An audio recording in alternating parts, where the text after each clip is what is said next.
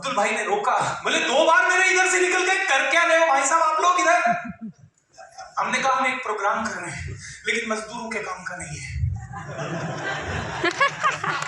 आपके काम करें। तो अब्दुल भाई ने कहा मैं मजदूर नहीं हूं, मैं मेरा खुद का बिजनेस चलाता हूं, मैं मेरा व्यापार चलाता हूं।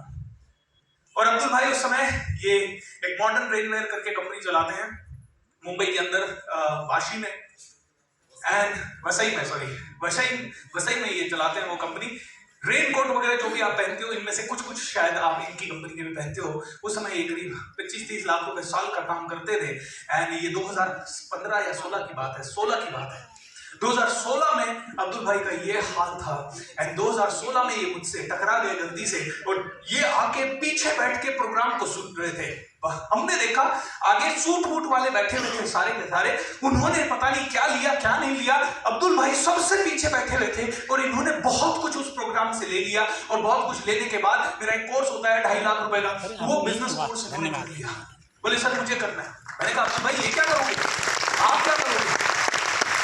सर मैं करता हूं। अब इनको कुछ समझ नहीं आता था, मैं जो बोलता था वो समझने में इनको बहुत समय लगता था, लेकिन इनको एक चीज समझ में आ गई, कि लक्ष्य बहुत बड़ा होना चाहिए। और उस समय अब्दुल भाई ने मेरे सामने बैठ के 2 लक्ष्य बनाए। पहला 5000 लोगों को रोजगार देने का लक्ष्य। दूसरा इन्होंने एक लक्ष्य बनाया कि ये खुद 7वीं फेल है। 7वीं फेल हो या पास हो? 7वीं पास। ये 7वीं पास है। इन्होंने लक्ष्य बनाया कि मैं 7वीं पास हूं, मैं पढ़ नहीं पाया क्योंकि फाइनेंशियल सिचुएशन अच्छी नहीं थी, बिहार के एक छोटे से गांव से थे। इन्होंने लक्ष्य बनाया कि कम से कम 1 लाख बच्चों को एजुकेशन करवाऊंगा एंड इसका परिणाम मैं बता देता हूं, तब ताली बजाइएगा, अभी ताली मत बजाइएगा। परिणाम यह हुआ कि अब्दुल भाई आज 15 करोड़ से ज्यादा का कारोबार करते हैं। अगर कोविड नहीं आता तो 30 करोड़ पे होते।